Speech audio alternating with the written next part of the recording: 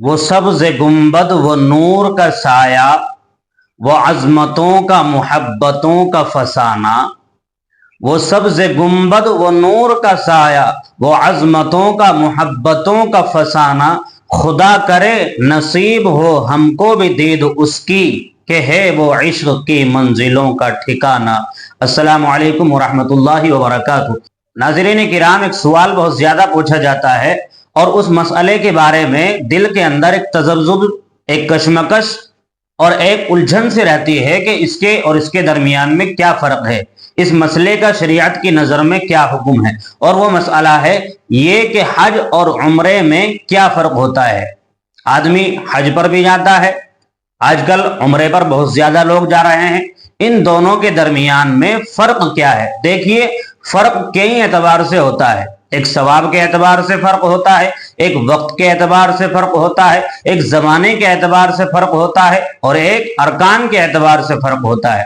यानी हज का ज़माना अलग है, हज का वक्त अलग है, हज के अरकान अलग हैं और हज का सवाब भी अलग है। यानी हज और उम्रे में दोनों के दरमियान थोड़ा बहुत फर्क पाया जाता है। देखिए, सवाब के एतबार से तो हज के बारे में हदीस पाक के अंदर बुखारी शरीफ की हदीस आई है कि हज की इतनी बड़ी फजीलत है कि आदमी जब हाजी बन जाता है, जब वो हज कर लेता है तो उसके तमाम गुनाह माफ कर दिए जाते हैं, तमाम गुनाह माफ कर दिए जाते हैं। और उम्रे के बारे में ये आया है कि जब आदमी उम्रा करता है और एक उम्रा करता है फिर उसके बाद में दूसरा उम्रा करता है, तो उन दो उम्रों के दरमियान में जो गुनाह होते हैं अल्लाह रब्बे कायनात उन गुनाहों को वैसे ही माफ फरमा देता है।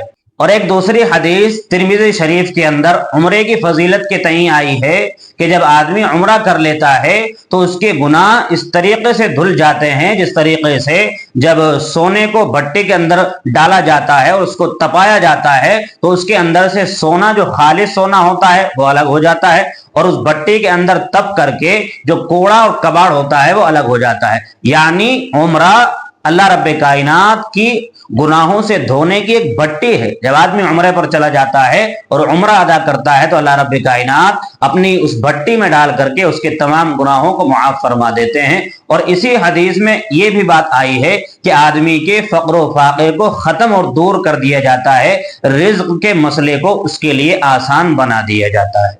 दूसरा फर्क मेरे मोहतरम अरकान के एतबार से होता है। यानी हज के अरकान क्या हैं और उम्रे के अरकान क्या हैं। देखिए, चार चीजें ऐसी हैं जो उम्रे में की जाती हैं, यानी वो उम्रे के अरकान हैं। नंबर एक, एहराम बांधना। नंबर दो, काबे का तवाफ करना।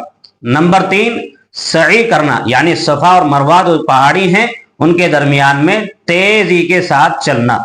और नंबर चार मेरे मोहतरम, हल्क या कसर कराना, यानी अपने बालों को कटवाना, छोटे कराना या बिल्कुल साफ कराना। ये चार अरकान उम्रे के अंदर पाए जाते हैं। उम्रे की ये चार अरकान हैं। इसी तरीके से हज के भी कुछ अरकान हैं। देखिए, उम्रे में जो अरकान होते हैं वही हज में भी हैं, वही चार हज में भी हैं, लेकिन हज में कुछ चीजें ज्यादा होती हैं, कुछ रुकन ज्यादा हैं। जैसे उम्रे में एहराम बांधना, तवाफ करना, सई करना और हल्क या कसर कराना, अपने बाल कटाना, ये चार चीजें उम्रे में है। हज में भी ये चार चीजें हैं, लेकिन कुछ चीजों का हज के अंदर इजाफा है। वो क्या चीजें हैं? कुर्बानी करना, नंबर दो मुजदलिफा में क़याम करना, नंबर तीन मिना में क़याम करना, नंबर चार अरफात में क़याम करना और नंबर पांच शैतान को कंकरी मारना, रमीए जमरात करना। ये पांच चीजें हज के अंदर में मजीद इजाफे के तौर पर शामिल की जाती हैं। यानी उम्रे में चार चीजें होती हैं और हज के अंदर इन पांच को मिला करके कुल 9 चीजें हो जाती हैं। तो गोया के खुलासा ये है कि उम्रे में 4 अरकान हैं और हज में 9 अरकान हैं। ये फर्क अरकान के एतबार से हज में होता है। तीसरा फर्क मेरे मोहतरम जमाने के एतबार से। देखिए, हज जो अदा किया जाता है वो मखसूस जमाने में अदा किया जाता है, उसके लिए एक मखसूस वक्त मुतय्यन है। जी हाँ, जिलहिज्जा के महीने में हज अदा होता है। इसके बरखिलाफ उम्रा आप किसी भी महीने में अदा कर सकते हैं।